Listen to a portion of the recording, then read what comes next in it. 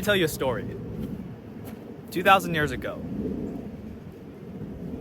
there was a man who wanted to give this sermon, this speech about how to live life. And his disciples, his followers, decided to preach the word, like give out the word, telling people from all these different towns and cities and backgrounds to come to the sermon and to gather on together to hear this man speak. And they told all different types of people from all different facets of life. There were poor people, there were homeless people, there were Romans, there were, soldiers, there were people from different income levels, different ethnicities, different races, and they invited everyone to come hear the speech and hear what this man had to say. And you're one of them.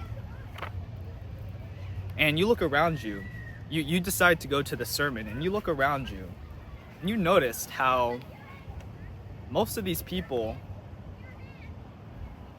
it was contrary to your expectations. Most of these people that wanted to see how to live their life, a lot of them were poorer. A lot of them didn't have homes. A lot of them came from groups of people that weren't necessarily deemed prestigious.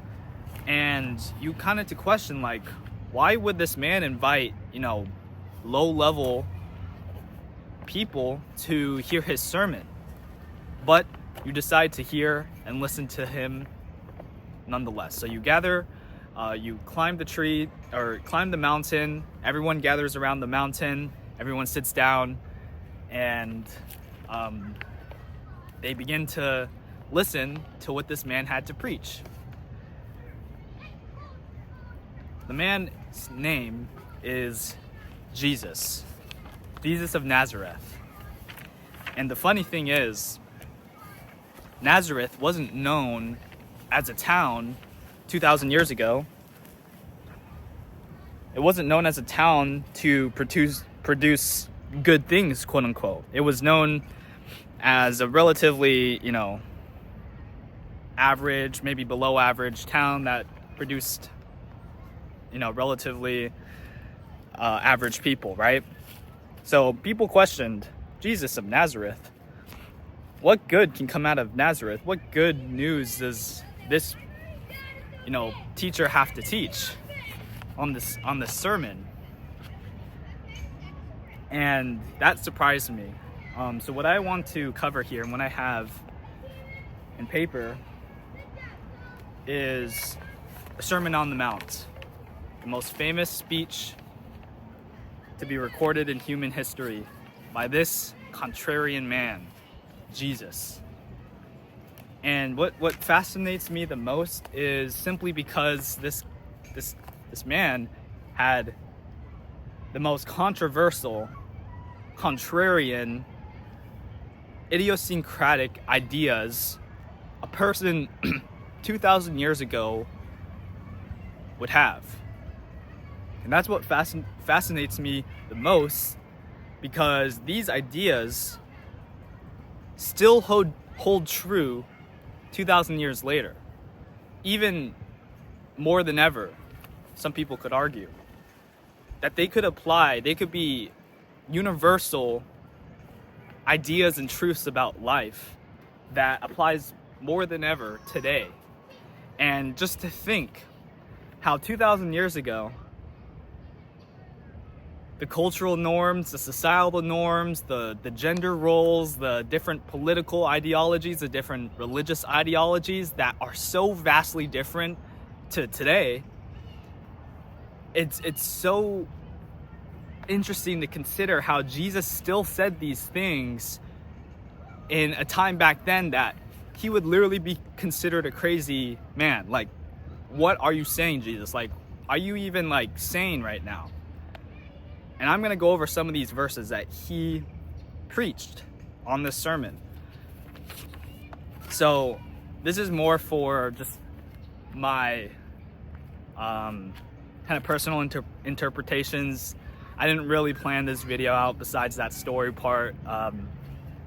This is gonna be off the rip, off the top of my head. Just reading things from Matthew 5 through 7, things that are kind of affecting me personally and that have stood out to me as of recently, as I'm studying this part of the Bible. So yeah, here's what I know about the sermon. So it says, seeing the multitudes, he went up on a mountain, and he was seated. His disciples came to him. And when he was seated, his disciples came to him. Then he opened his mouth and taught them. So again, it says multitudes. Multitudes means thousands of people. Thousands of people from all different backgrounds went on a big trip from, potentially miles and miles away from this mountain, and they all gathered to listen to him. So this is how Jesus opens his sermon, and it's very interesting. This is what he says. Blessed are the poor in spirit, for theirs is the kingdom of heaven. Blessed are those who mourn, for they shall be comforted. Blessed are the meek, for they shall inherit the earth.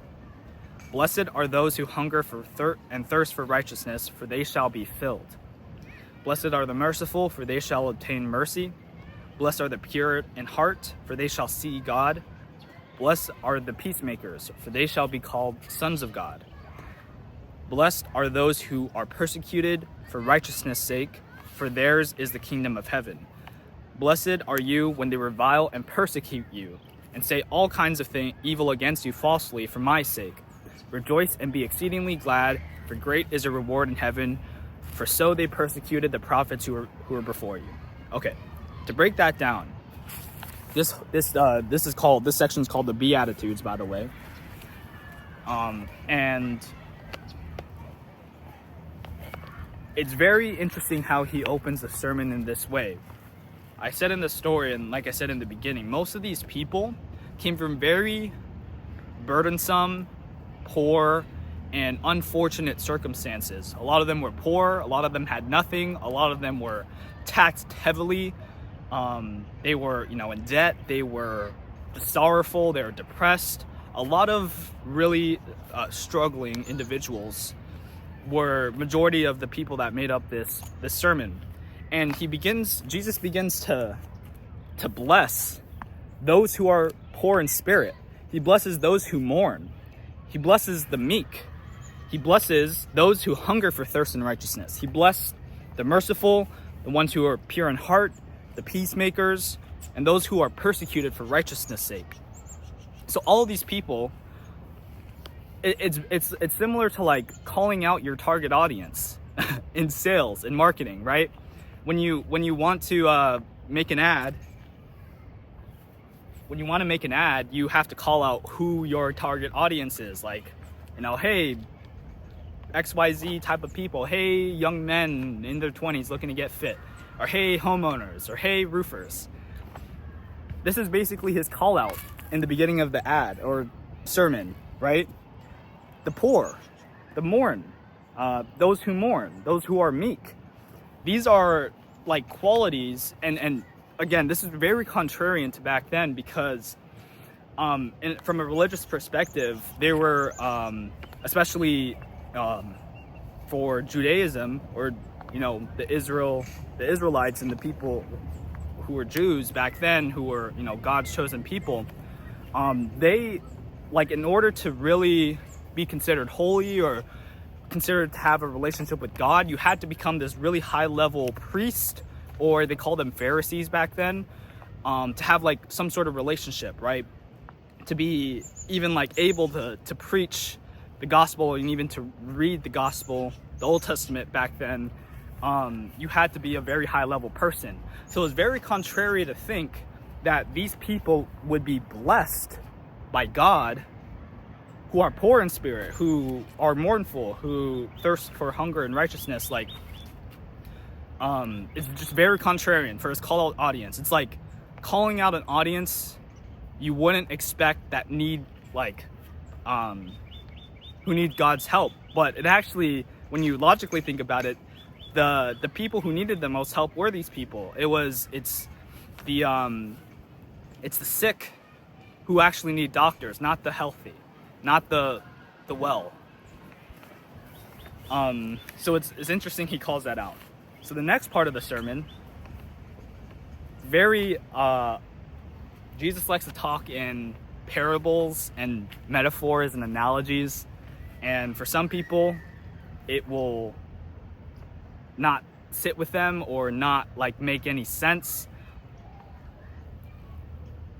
But when I came to realize, Jesus purposely taught in these ways so that people will pursue the truth with more intention. Because if he just simply like gave out in a plain speech, okay, this is my message, this is like, without kind of spicing it up with some story and analogy and metaphor, people will just like hear the message and then throw it away.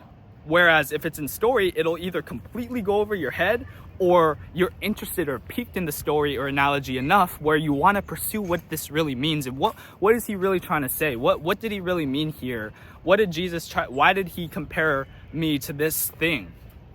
And so that's what he does next. The next verse, he compares, like he preaches to the people, you are the salt of the earth. He says you're salt and you're light. What? What do you mean I'm salt and light, Jesus? What do you mean? So this is what he says. You are the salt of the earth, but if the salt loses its flavor, how shall it be seasoned? It is then good for nothing but to be thrown out and trampled underfoot by men. You are the light of the world. A city that is set on a hill cannot be hidden, nor do they light a lamp and put it under a basket, but put it on a lampstand, and it gives light to all who are in the house. Let your light so shine before men that they may see your good works and glorify your Father in heaven. So Jesus is comparing his believers to salt and light. And how I'm beginning to interpret this, thanks to the help of just studying and watching like videos, and also watching this. Sorry, there's some flies in my smoothie here.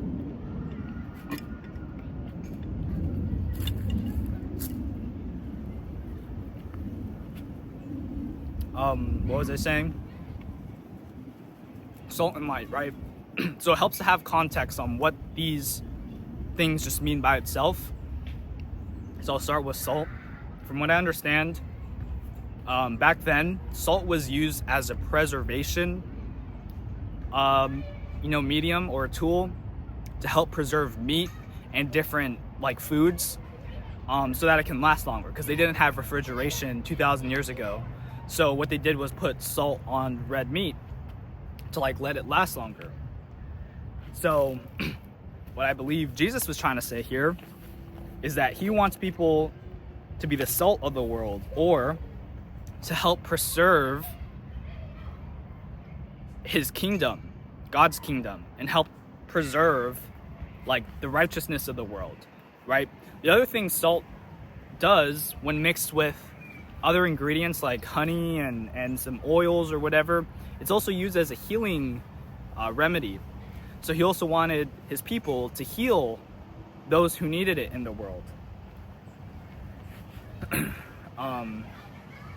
There was another like aspect of salt that's I'm blanking on right now, but salt had a variety of different functions back then. But this is what Jesus says. He says, but if the salt loses its flavor, how shall it be seasoned? Meaning, and I might be wrong on this, maybe I didn't study this enough, but what I think that means is if God's people loses its flavor, quote unquote, so to speak, like if salt loses its flavor, what good does it have, right? Like what good does salt have if it doesn't have flavor? So basically saying you're useless and you should be trampled underfoot by men. Like might as well just be dirt, basically, right? So I think he's also maintaining that, or analogizing, like giving an analogy between his men and salt, because of the fact that you want to preserve like your flavor in the world, maybe to spice things up, so to speak, literally. At least that's how I think I interpreted that. There's probably way deeper meanings to that verse, but this is what I know so far. I'm still pretty new to the sermon, so this is helping myself. I'm almost just preaching this to myself, honestly, but I'll post this anyway. The next thing Jesus says is, you're the light of the world. A city that is set on a hill cannot be hidden. So like, just imagine for a second, like a big hill, and there's a big city around that hill. How can you hide that city, right? You can't really hide something that's that high above ground and it's as big as a city. He says, nor do they light a lamp and put it under a basket, but on a lampstand. So you don't just put out the light and cover it. You want to like showcase it. Let your light so shine before men that they may see your good works and glorify your Father in heaven. So I guess what he's saying here is that he wants the light of the world, aka the goodness that comes from his followers and his believers. He wants them to be the example of the world, to set a standard and like do good works, he says, and glorify your Father in heaven, to please God in the process. Honestly, that one's still a hard one for me. Like, there's probably a lot more to unpack there. But next, I'm gonna skip through a few verses. Just to summarize them, I probably won't read all of them. But so back then, if you don't have like context around how the Jewish people lived, there's something called the Old Covenant, or the 10 Commandments, where the Jewish people followed a tabernacle, or like a little stone tablet that God wrote 10 laws to follow. It's like, you should not have other gods before me, you shall not kill, you shall not lie, honor your father and mother, like all these different rules that those aren't in order, and I'm not going to say all of them, but those are the 10, right? So what Jesus does in this sermon is he's literally challenging the old covenant. And to do that back then was considered blasphemy. Like, if you questioned God, like, unless you're literally God himself, then you're not like respecting what he was saying. And so this is what Jesus does for 2 of the different old commandments, okay? He said, you have heard that it was said to those of old, you shall not murder, and whoever murders will be in danger of the judgment. So one of the 10 commandments is you shall not murder. And if you murder, then that's a sin, and you're considered to be judged to go to hell, right? That's basically what that is. But this is what Jesus says. He says, but I say to you that whoever is angry with his brother without a cause shall be in danger of the judgment. And whoever says to his brother, fool, shall be in danger of the council. But whoever says, you fool, shall be in danger of hell fire. So there's more to that verse, but he's basically saying, like, just having the intent to be angry with someone is actually the same like level of sin as killing someone, as murder, which is like crazy to think about. That means people would consider, if I was sitting in this sermon, if you were sitting in the sermon and you're like, yeah, you're actually a sinner because you just were angry with your brother for like that one, I don't know, argument about who gets the bread or something, right? You actually committed sin as bad as murdering him, because it starts with his heart, right? That's like crazy to think about. Like, what kind of standard is Jesus trying to set here? What does this mean? Why are you challenging the old covenant? This is the thoughts of the people back then. Like, who is this guy to say, basically create a new law, right? It's crazy. The second one was, and he's challenging again, the other sin, one of the commandments is adultery. One of the commandments is you shall not commit adultery.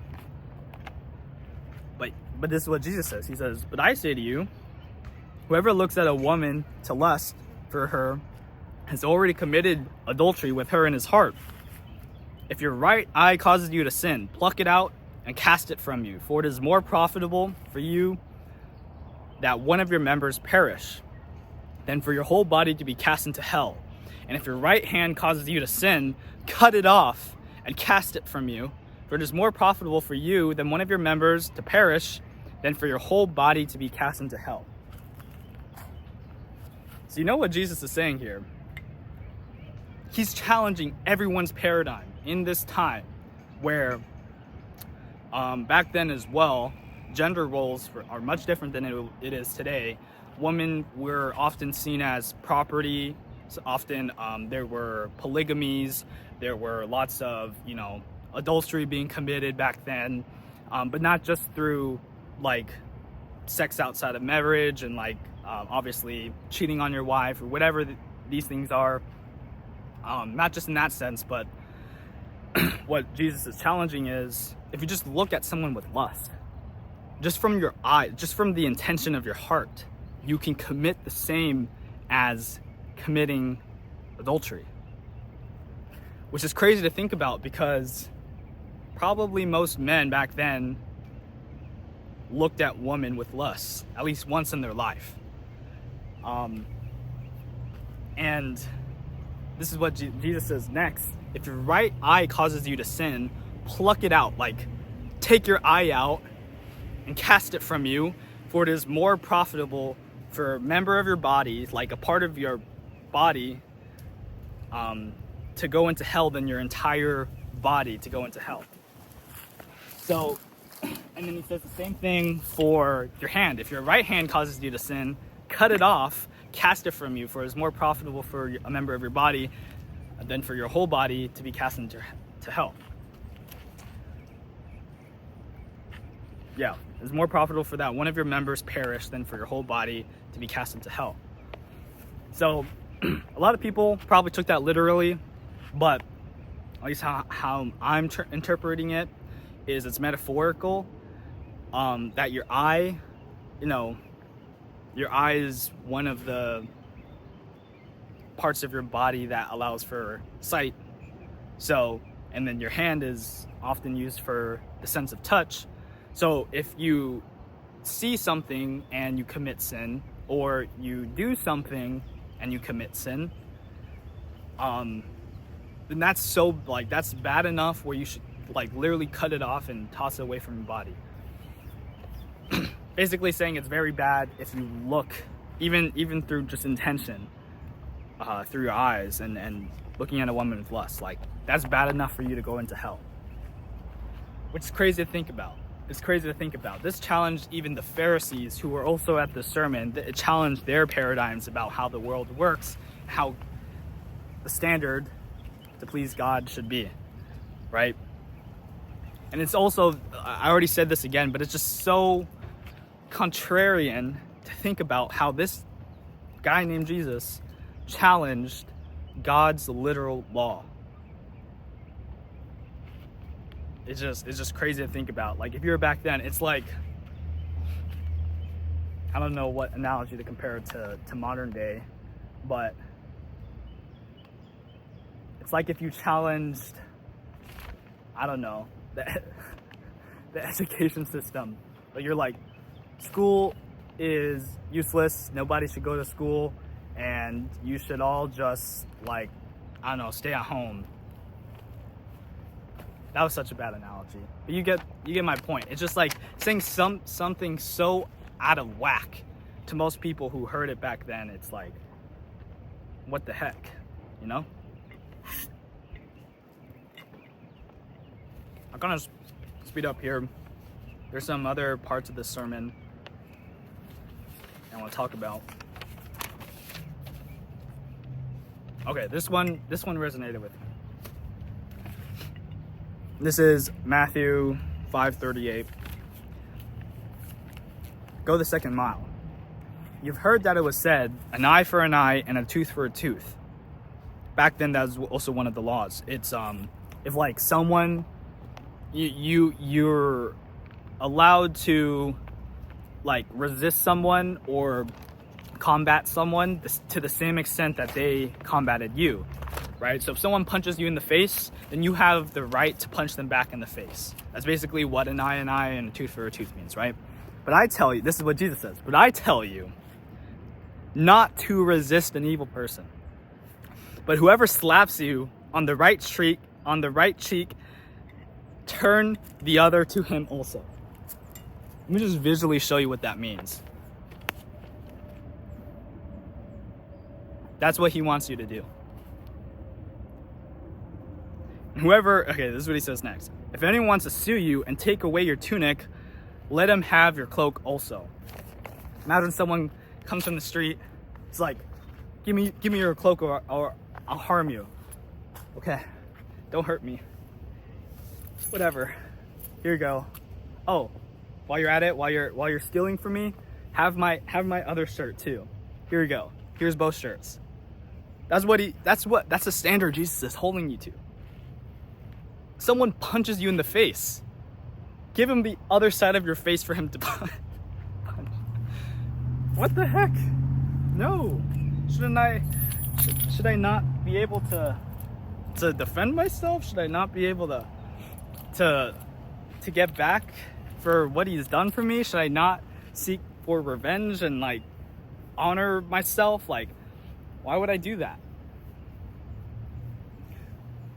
Maybe not literally. That's what maybe not literally that's what Jesus was saying, like what I was demonstrating, but I just like felt the need to demonstrate visually, like if I took that literally, what that would look like. But it's probably not. Honestly, I'm still learning. Probably metaphorical, but you get the point. It says, give to him who asks you, and from him who wants to borrow from you, do not turn away. So what Jesus is saying is, like, give to those who ask you to give, and go the second mile. Give them even more than what they asked for. And the reason why this resonated with me a lot is because I kind of took this into account with the business I'm running right now. For example, for clients who ask me, you know, hey, I'm just checking in. I want you to do X, Y, and Z for me. Maybe make this change on our ads. Just want to make this optimization. I'm like, okay, that's great. I do what they ask me to. But what reward will I see?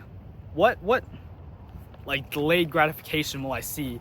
Just going the extra mile, like creating that extra ad for them, even when they didn't ask, or like giving them a gift after they onboarded, even when they didn't ask me to. That's going the extra mile just for the sake of it. Not even to like please them or to like, this will optimize like my retention. To an extent, it actually does if you give clients more than they expect. But you just do it for the sake of it. Like, just go to the second mile. He just says, give to him who asks you, and from him who wants to borrow from you, and do not turn away. So he's also saying, like, give to those who ask you, and don't just like not give them what they ask, unless maybe if it's coming from a bad place of heart, or it's like, maybe I'm wrong. You know what just popped into my mind? It was a story, a friend of mine who I know from a group I'm in called Serve Others. His name's Angelo, and he told me this story where, like, many years ago, before he started his agency, he was in a very tough financial situation.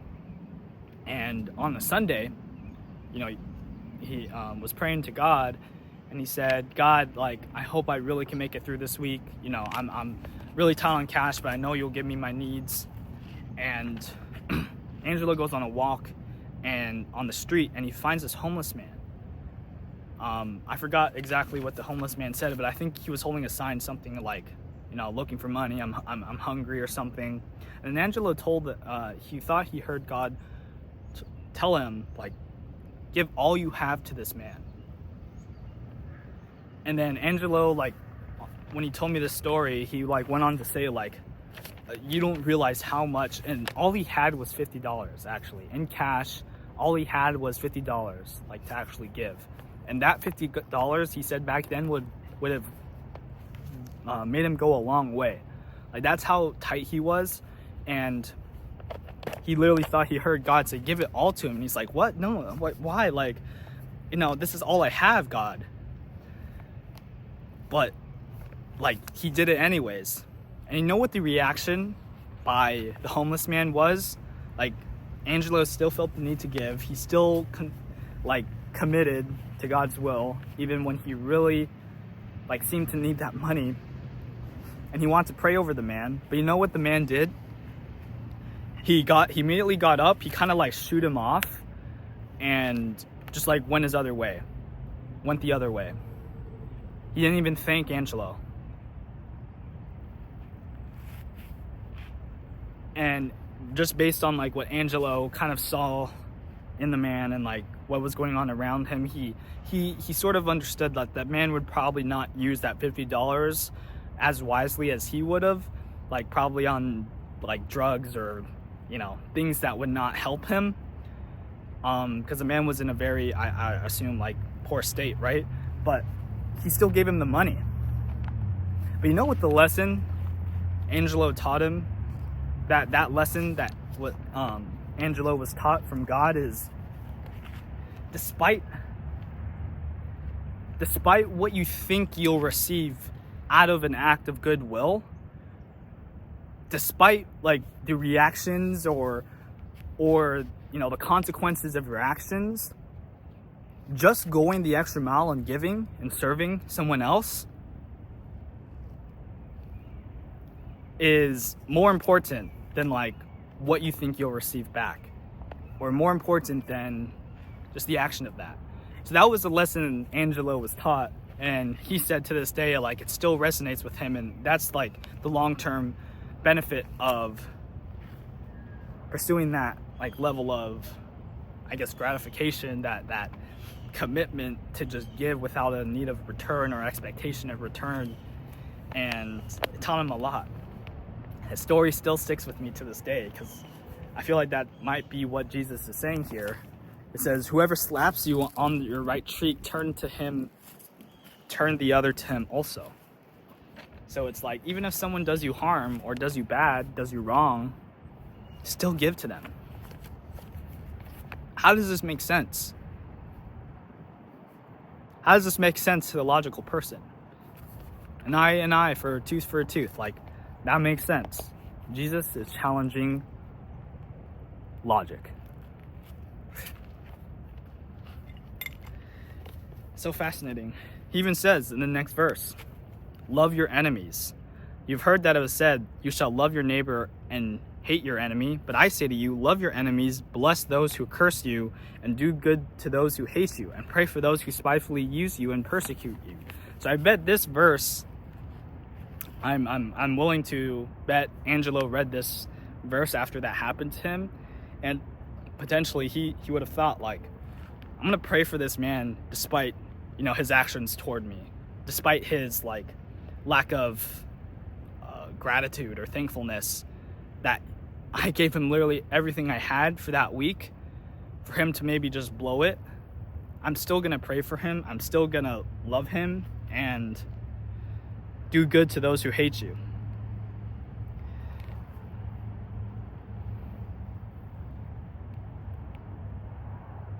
Yeah.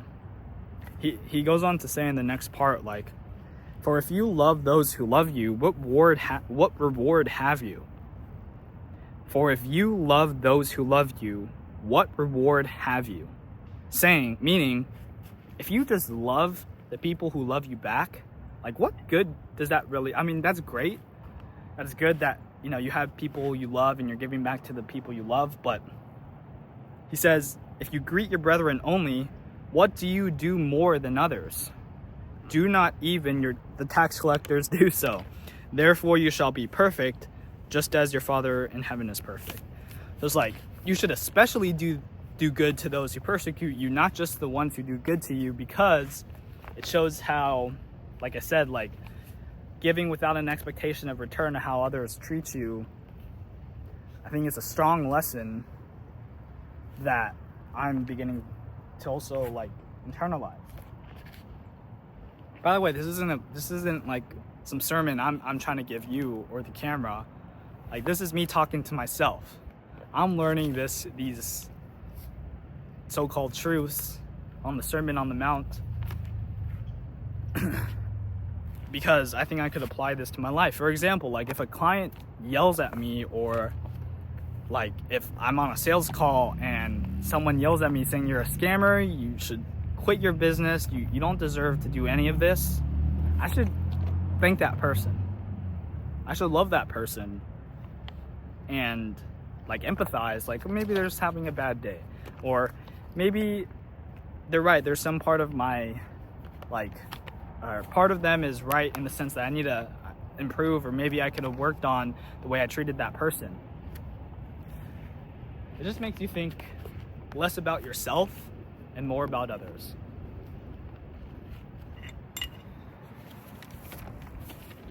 Teaches model prayers. Okay, this is going to be my last one before I end this. There's so many others, and I'll probably do a part 2. But this is the next section. It's lay up treasures in heaven. Do not lay up for yourselves treasure on earth, where moth and rust destroy and where thieves break in and steal. But lay up yourselves treasures in heaven, where neither moth nor rust destroys and where thieves do not break in and steal. For where your treasure is, there your heart will be also. Let me read that last part. For wherever your treasure is, there your heart will be also. Let me take you here.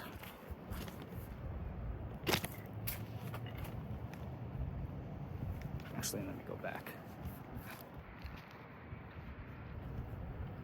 It's a nice view, eh? Oh, shoot. Great. My phone just landed in some dirt. Came off the camera. Sorry about that. Just a quick intermission. I'm gonna wrap up finishing this verse, and then I'll wrap up. Maybe part 2. Okay. So this last part, I would say, has resonated with me the most so far studying this sermon.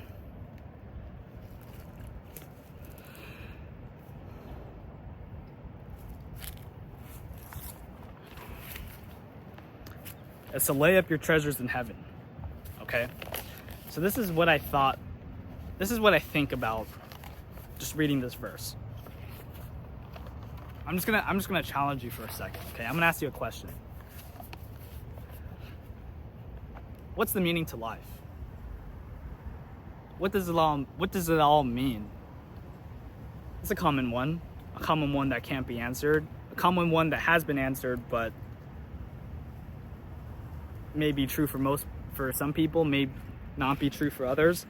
You know how I answer that question?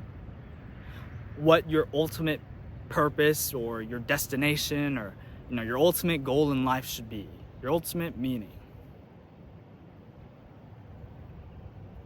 This may change later, but one, I think the ultimate goal is to realize that earth is not your home, that your residency lies in heaven with God. Okay? And I get there's a lot of people who don't even believe in God, let alone believe in a heaven or what happens after this afterlife. But as of recently, I've read a lot of books, done a lot of research and a lot of articles, and reading the Bible, I became convicted that heaven is real. maybe I can do that in another video on why I think I believe that. But let's go on this condition, if condition then else statement, okay? If God is real and heaven exists, and heaven is a perfect paradise to be one with God, then why are people so attached to this temporary residence on earth and not trying to store up the most they can in their eternal residency in heaven? I made this paradigm shift recently in that everything we do here on earth is impermanent. Everything will fade, everything will die. In 300 years, no one's gonna remember who I am. No one's gonna remember like what I did, or let alone like my immediate family. We'll all be dead, we'll all be dust. We're like, it's gonna be so far ahead in the future that no one will remember you. Nothing you accomplished, the goals you achieved, the life you lived, the money you made, the relationships you had, all of it's dust, right? So if everything on earth is impermanent, then why are so many people are so attached to earthly things, thinking that it's their entire purpose or meaning in life? Like, I question the people who think making money is their purpose, or like just maybe it's getting as many girls as possible, or just very earthly things without implementing some spiritual aspect to it. I think is foolish. I think it's not logical. I realize that heaven, if it is real, is the ultimate form of long-term gratification. Heaven is the place. Just think about how short a lifespan is compared to eternity. It's very small. It's like a speck in the sand on a beach, right? One lifetime.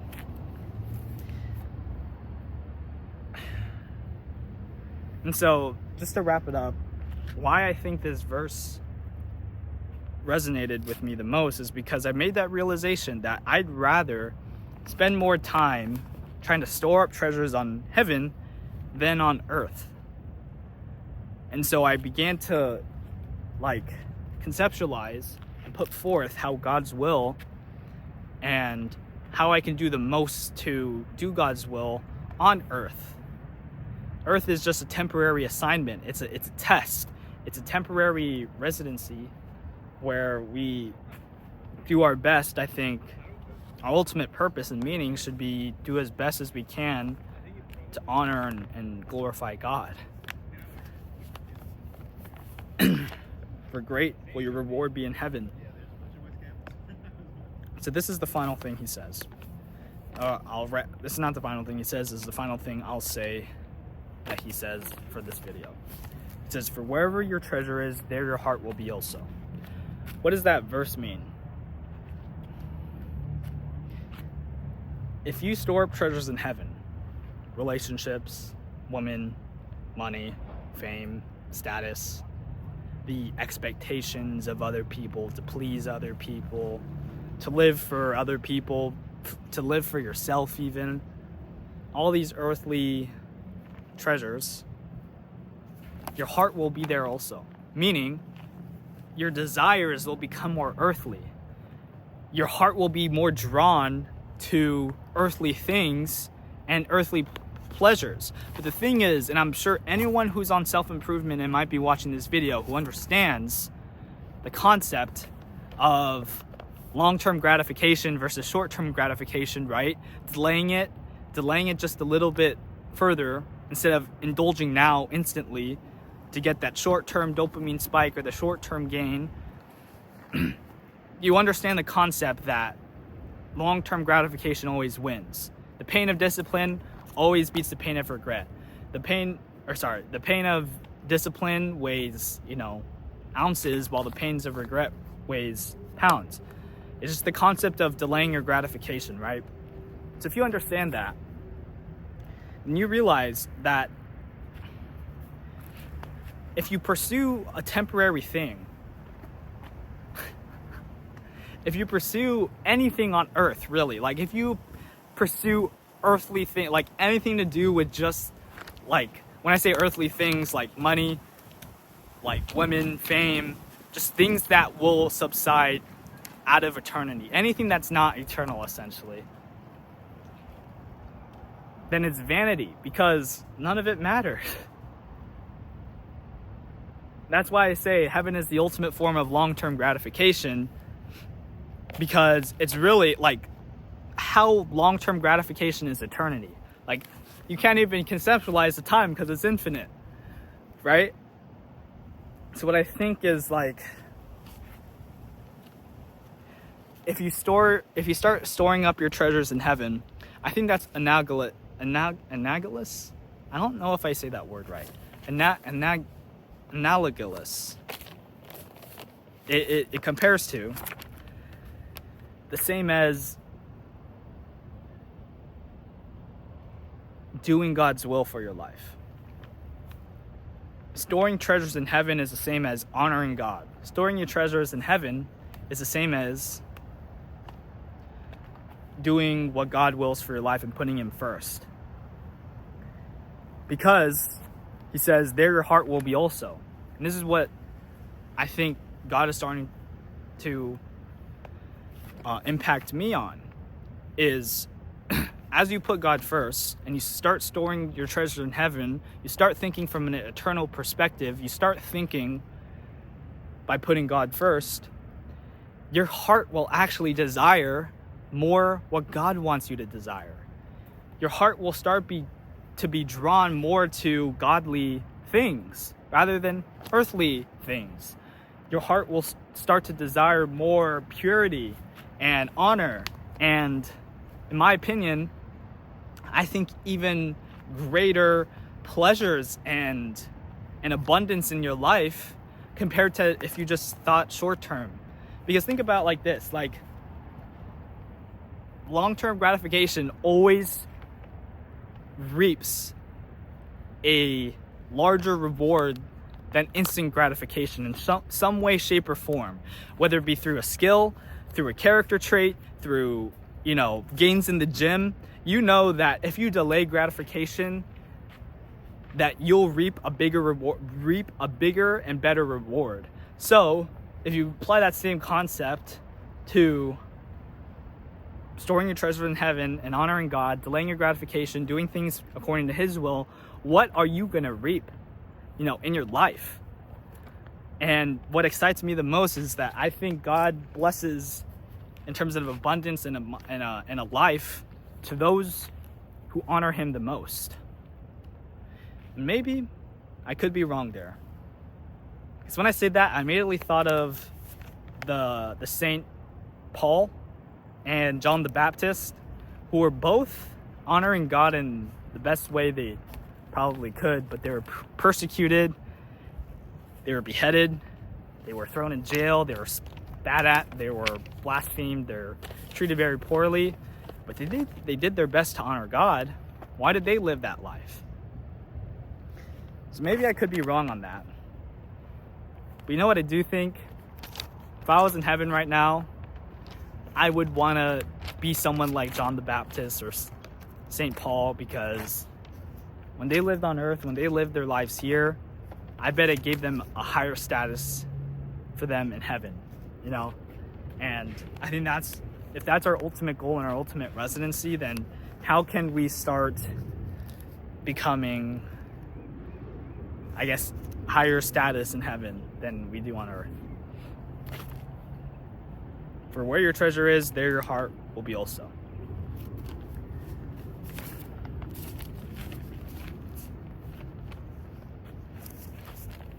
That was my takeaways.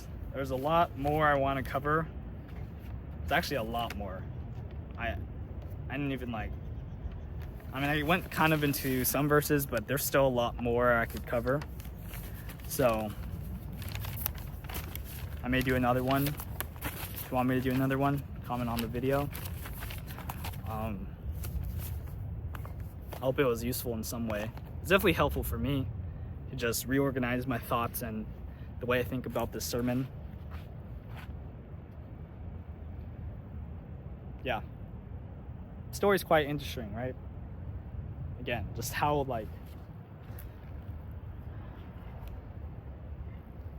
how contrarian it was to be this man back then in the first century.